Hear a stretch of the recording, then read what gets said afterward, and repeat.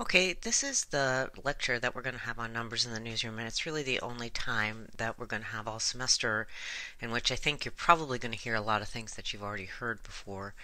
The other thing about this one is we're not really going to be doing any fourth grade math or fourth grade arithmetic here, and it's not about the big mistakes that all reporters do in math, and it's not all about the things that led you to believe that you hated math. The other thing about this video is that it's probably a lot less visual than some of the other ones we'll be doing, so feel free to just listen rather than to watch this video.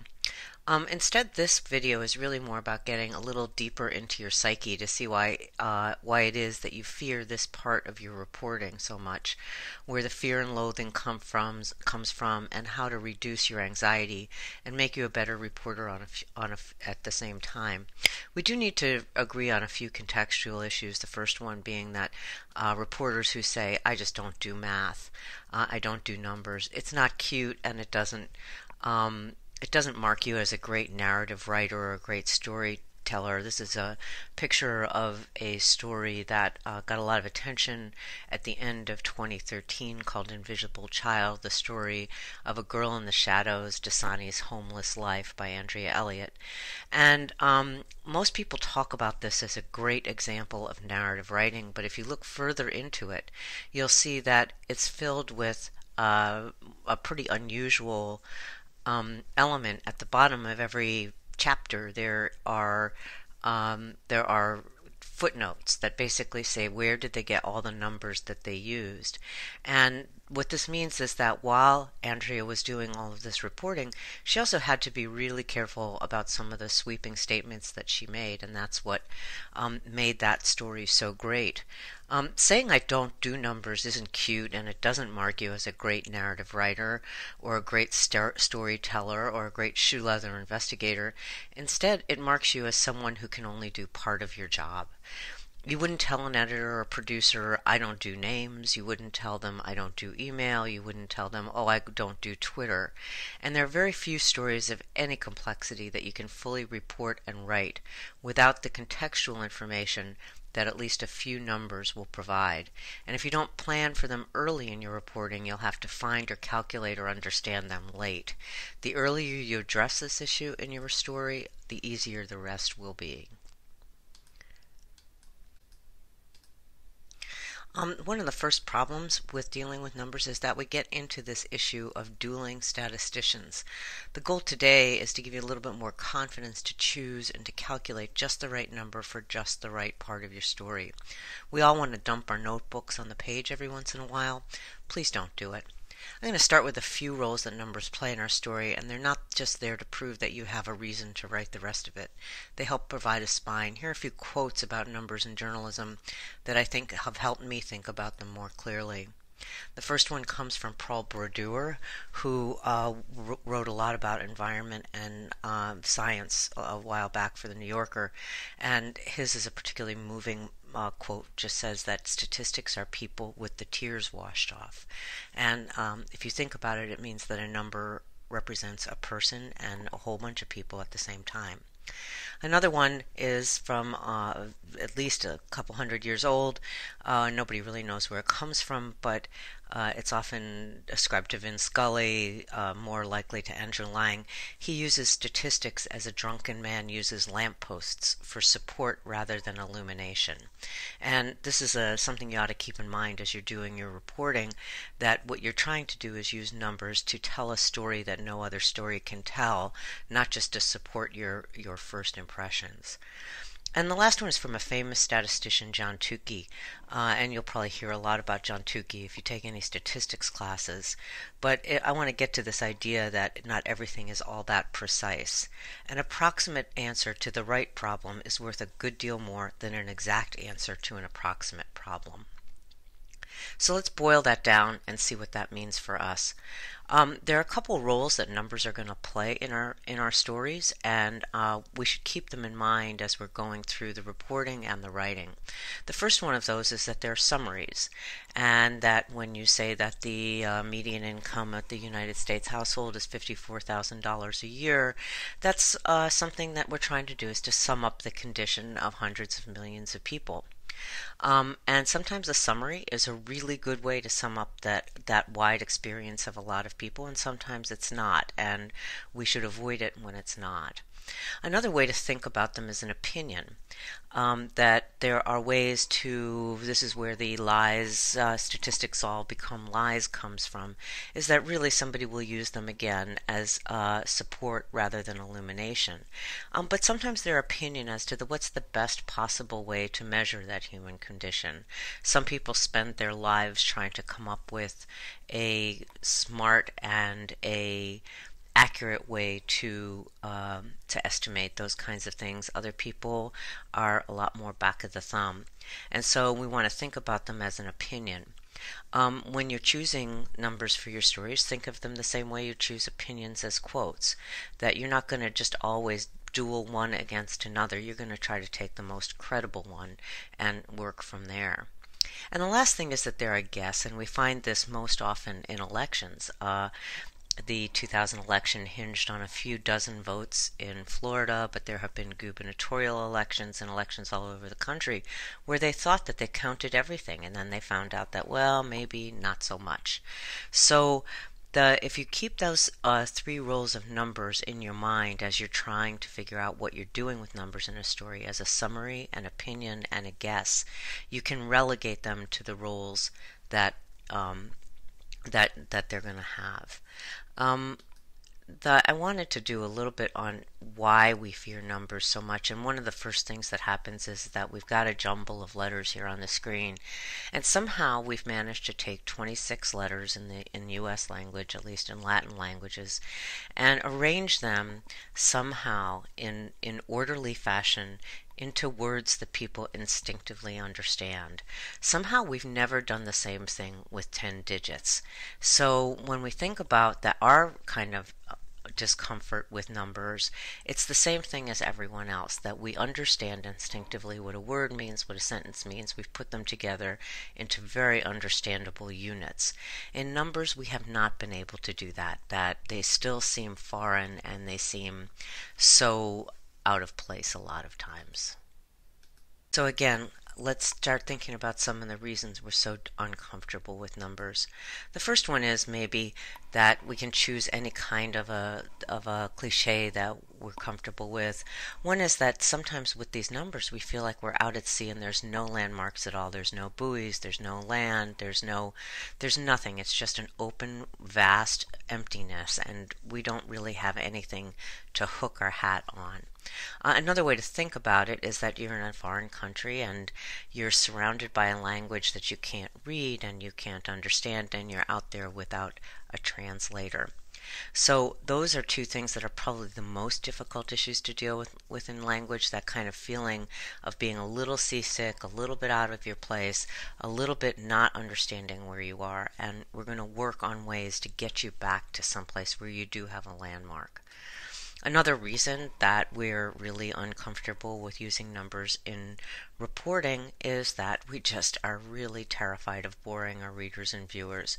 And you know what? We're bored with numbers, and so are they. So what we want to do is try to find a way to write and to present them in a way that we won't bore their readers, and that they'll take on the role that they're supposed to take on.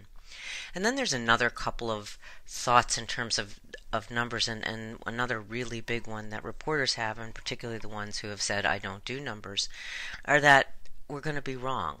That somebody's going to call the next day, or an editor's going to call right before your story gets published, or somebody's going to be around the corner. They're going to be the statistics police, and they're going to call you up and they're going to yell at you and say, you don't understand numbers, and you didn't know your numbers don't add up, your percentages don't add up to 100%, and you forgot to put a little note at the bottom that said that percentages don't add to 100 because of rounding.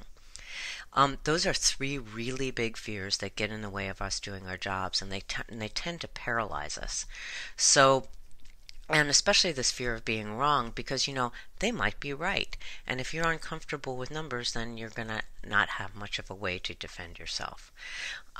So I want to start working on a couple of ways of thinking about numbers where we can work on that idea of being out there on our own, without any kind of landmark, without any kind of defense, and at the same time boring our readers. So I'm going to start with something really simple. we're going to start with the number 5. And I'm going to stop for a second and let you picture 5. I don't know what you're going to picture. You might picture fingers and toes. You might picture a full car. You might picture the starting lineup of a basketball team. But the idea of the number 5 is that you can picture it. You have some image in your head that makes it easy to know what 5 means. Let's make it a little tiny bit more complex and say 5 to 4. Now we're starting to get into something that's more of a ratio, but it's still a pretty picturable ratio. First of all, 5 and 4 only adds up to 9, and we can still picture 9. But also we have other images in our head about what 5 to 4 might mean. Here's a couple of them.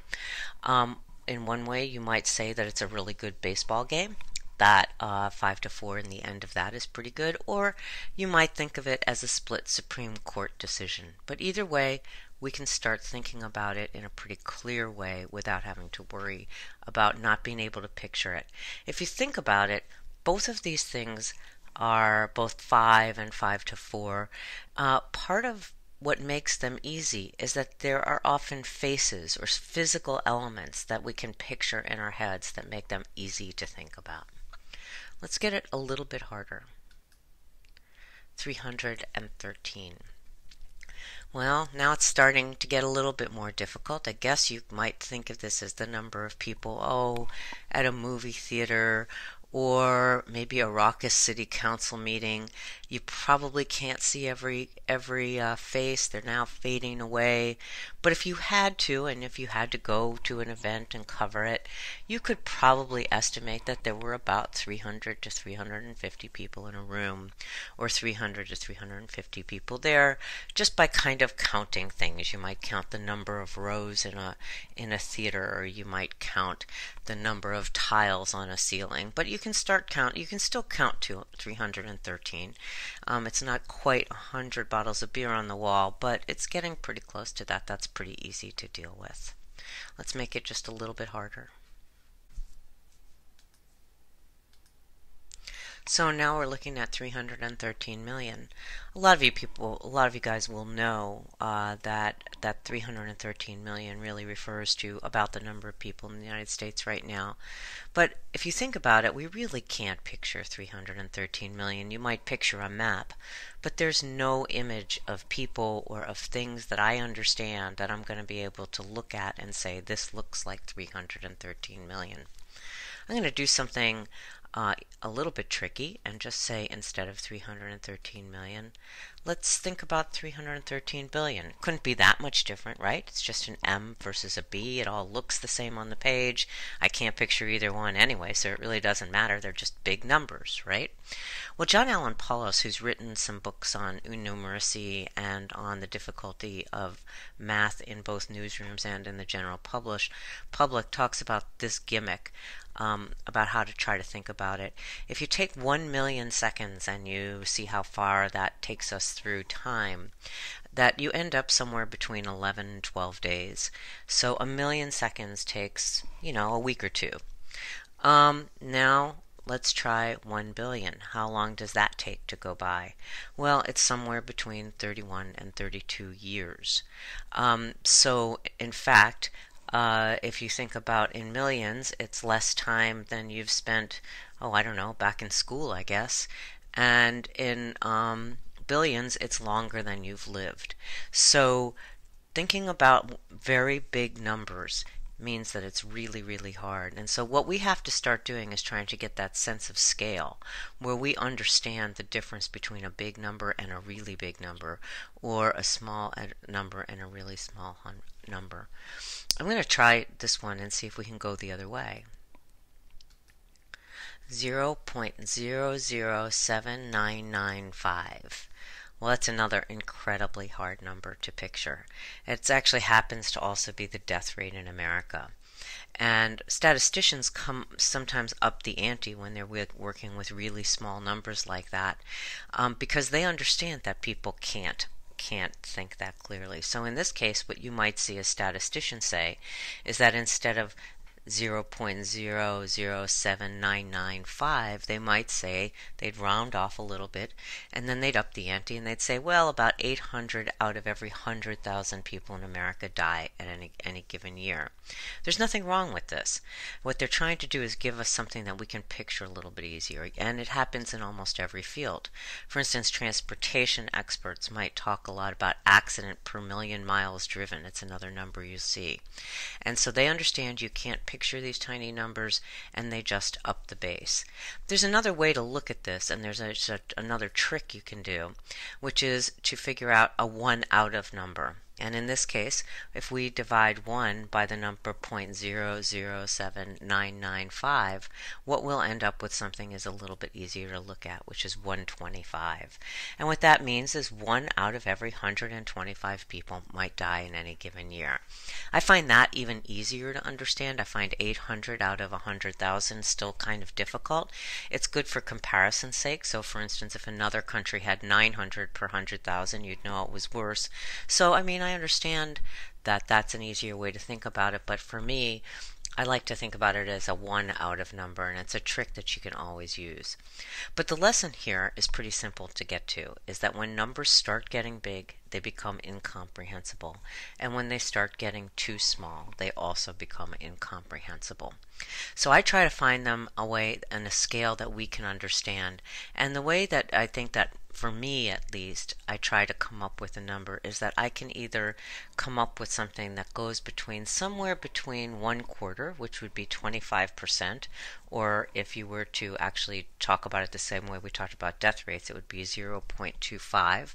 But you can picture 1/4 of a pie, and about 1,000. I think that that's kind of where my seasickness starts setting in. You might have another level. But what we're going to try to do is figure out a way to get to something that is understandable and picturable and on a scale that we can more instinctively understand. It's kind of like using short words instead of long words, or simple sentences instead of long rambling sentences, that we can lose track of numbers when they get to be too big, and we can also lose track of them when they become too small. What I want to do now is just walk you through one example of a time when this kind of math mattered. This is a really long time ago. It's nearly 20 years ago, and the Reverend Louis Farrakhan called on black men to gather in the National Mall. He called it the Million Man March. The turnout that event was so controversial, the official estimate was about 400,000 by the Park Service, and the organizers claimed about 1.5 to 2 million people. And other estimates done by academics later on said it was about somewhere between 800,000 and 1.1 million. It was so controversial that it led the Park Service to stop making crowd estimates, and you'll notice they don't do that anymore. But think of the numbers that range represented. At the time, the total population in the U.S. was about 262 million. The black population was about 33 million. Black men were made up about 15 million of those. About a third of them were children. About another 800,000 or so were incarcerated. So let's do a little bit of arithmetic. There were about 9 million adult black men free in America at the time. So if 400,000 were on the mall at one time, that's about 1 in 20 black men in America was at one time in one place at one time. If it were a million, it was 1 in 10. Either way, it was a lot. Okay, so the idea is to get something that we think of as an anchor. Some people call it getting a sense of scale, and a lot of reporters will just call it compared to what. And we're looking for some kind of an anchor. How can we figure out what a number ought to be, or whether it's big or whether it's small? Some of the strongest stories all through investigative reporting are going to have one way of thinking about it, which is a standard. What would a good number be? Is there a law or regulation that says that a restaurant has a certain threshold before it merits an A, B, or C? In a story we did once a long time ago, we looked at deaths of children in D.C. after they'd come to the attention of the Child Protective Service. And we found that 1 in 5 cases that the children died after crucial mistakes were made in that system. So in that case, what we had decided was that standard ought to be 0. That especially if they already knew about the problems and had already seen what those problems were, none of those mistakes should have been made, and none of those children should have died. So again, what would you say is the good answer? Is it 0? Is it 90? Is it 700? But you need to come up with a good number. And when we go later on in visualizations, what we're going to do is try to come up with some of those good numbers. What is a good answer to be, so that we can compare it, and that will become our anchor. But sometimes you just don't have that kind of a thing. You don't have a kind of an anchor. You don't have an agreed upon standard of what a good answer would be. I think a lot of economists right now would argue about what a good number for unemployment is. So another way to look at it is to compare it by other places. What is your state or your town or your country compared to the rest of the world, or the states or the other cities in your state? For instance, is crime high or low in New York? Well, by standards, if we compare New York to other cities, it's very low. If we compare it to what we'd like it to be, it might be very high. So again, what we can do is we can look at place. So we've got two standards right now. We've got a standard or a good number. We've got a place, and sometimes all we have is a time. By looking at numbers over time, we can see whether they're higher or lower than they used to be. And sometimes you can kind of find a golden age. I once did a story on nursing errors, in which case people talked about the 60s as being a time when things were really good.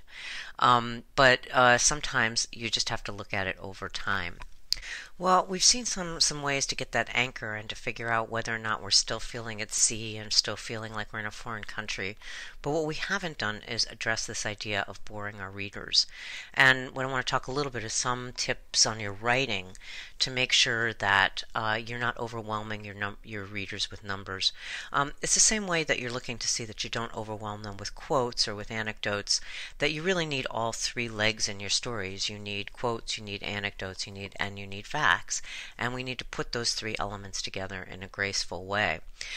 One of the easiest tips that you can kind of keep in mind as you're writing is to keep the number of digits in a paragraph below 8, and I'm not saying that you can cheat by having two paragraphs stacked up against each other, each with 8 digits. And if you think about it, a digit is just as difficult when you're looking at something like a year as it is when you're looking at a more substantive number. So the number 2014 is just as difficult as 2014 people. So we want to keep the number of digits in a paragraph below 8. William Blundell in The Art and Craft of Feature Writing, which is a book that may be 25 years old now and is still just fantastic, had one example that I'll update it a little bit now. He had one example that said something like, spending on redundancy research by the Office of Unessential Affairs rose from $847 million in fiscal 2012 to $1.26 billion in 2013, a 49% increase. That gives us 5 numbers with 16 digits in just one sentence. If you think about how that can change, you can say, over the past fiscal year, the Office of Unessential Affairs increased spending on redundancy research by almost half to $1.3 billion. That's one number with two digits. That makes a big difference to your readers, both visually and conceptually. They can get a lot more out of it. Memorize some common numbers on your beat. You're looking for that compared to what? And say you are covering education. You might need to know what a typical teacher's salary is, or you might need to know about how many students per teacher there are in your district and how that compares to others. Or you may need to know what the total budget is. But you don't have to go out and just memorize them, but just try to kind of cement them in your head every time you have to look them up. Another one is to round off a lot. It would be perfectly reasonable for you to know while you're doing your reporting that there are somewhere between 300 and 325 million people in America right now. And it really doesn't matter whether it's 313 or 317. And in fact, if you start rounding off a lot and you start looking at how that changes in your copy, what you'll see is that you're kind of sometimes focusing on meaningless, if precise, differences. So unless you're working with sports or financial data, then those kinds of tiny little differences really usually don't matter. You need to know the exact number before you characterize it in a story, but characterize is the key word there. You really just need to know whether or not it's a lot. Learning to think in ratios is a really easy way to think about that, and that's a lot of what the rest of this video was all about. If you are thinking in 5 to 4 instead of, I don't know, 300 to something else, I don't know what it would be, then you can start thinking more clearly and you will cut things down to size a lot. So try to start learning to think in ratios. Use devices from everyday life. As an example, people who shop on sale often know how much a $15 item ought to cost if it's 10% off this week. If you tip at a restaurant, you instinctively know about what 15% is of a bill. So try to use devices from everyday life to come up with something in a scale that you think about, that you are good at in math. There's always something. You're either going to be investing in your retirement, or you're trying to manage your budget, or you care a lot about sports, or something that you're dealing with in numbers all the time, and you just don't even think about it because it comes second nature to you. Envision success. And what do I mean by that?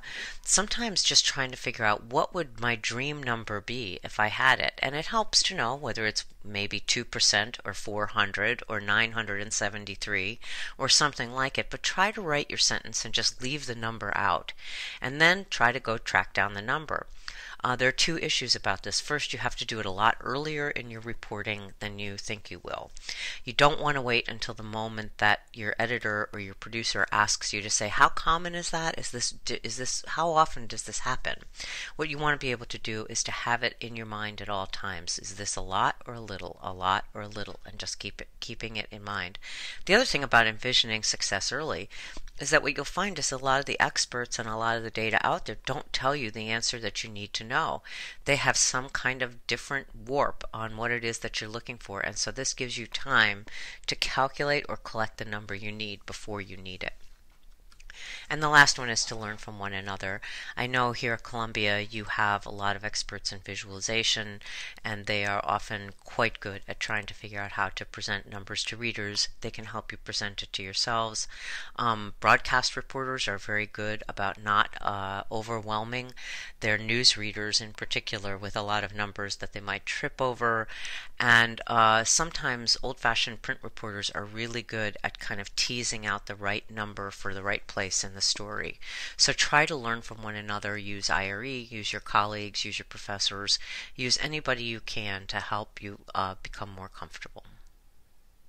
Okay, so we've taken care of a couple of things. We've taken care of getting that anchor out at sea, that kind of landmark, the kind of translator in a foreign land, and we did that by starting to think about how to break really big numbers down to size and how to bring really small numbers up to something that we can picture and imagine.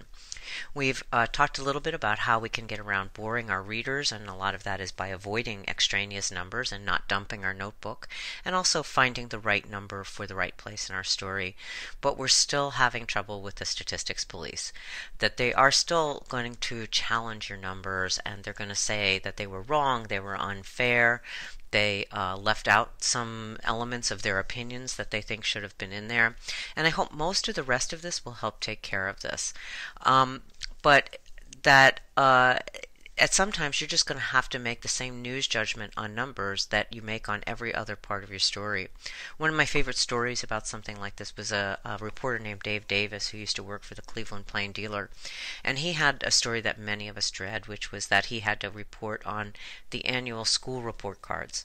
And the first time he did this, he had grown up nearby Cleveland, and his principal from his high school called him up and started yelling at him and saying, how can you compare one school to every other? Every school is different. Every child is different. It's impossible to find some kind of way that you can compare them using numbers. And what Dave's answer to him was, that's funny that you say that, because when I was going to school and you were my principal and I got a C, you didn't seem to say that every child is different and that everything is different. You seemed to think that I could have a scale put on me that everybody else could be. So part of this is is starting to get some confidence to stand up to the statistics police, and getting more comfortable with the numbers that you put in your story will help you avoid the spinners, the experts, the advocates. Don't just say few when you get a number and move on to the more fun part of reporting and writing. Put it through your own crap detector, and if you can't get someone that you get it into some kind of form that you can understand and picture, and then go back and ask about it. In terms of other resources that you can get, the Numbers in the Newsroom book that is on your syllabus, it should be available soon in a new e-version from IRE. You might avoid buying the old one until that one is done. There's a crib sheet from Arizona State University's Steve Doig, who's really good at this. You have the Numbers in the Newsroom handout that gives you some basic formulas. And Chip Scanlon at Poynter has a nicely done story called Avoiding Numeric Novocaine, Writing Well with Numbers. And this is all on your course website with links, so you can find them really easily. So we look forward to getting onto the more fun part of the computer-assisted reporting class, but I think that this review of how to think about numbers in a newsroom will help you avoid this idea that you, quote, crunch the numbers and move on. Reporting on numbers is the same thing as reporting on people. It really is people with the tears washed away.